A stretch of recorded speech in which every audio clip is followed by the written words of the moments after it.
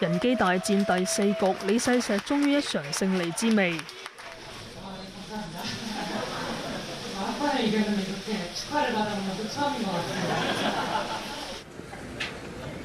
今局阿爾法維奇執黑子先下，李世石一開始雖然處於下風，但放低勝負包袱之後，反而顯得較輕鬆。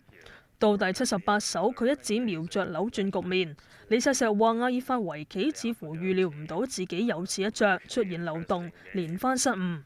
李世石之後掌握主導權，人機大戰近5個鐘之後，阿爾法維奇棄子投降。成功喺人類智慧最後高地攀翻一局，李世石話今次勝利係無價。唔少圍棋好手都認為喺開局中執黑子先行較易攞到主導權，不過李世石話留意到阿爾法維奇執黑子嘅時候反而較弱。李世石話星期二最後一局執黑子，如果能夠贏出就更有價值。無線電視記者陳敏婷報導。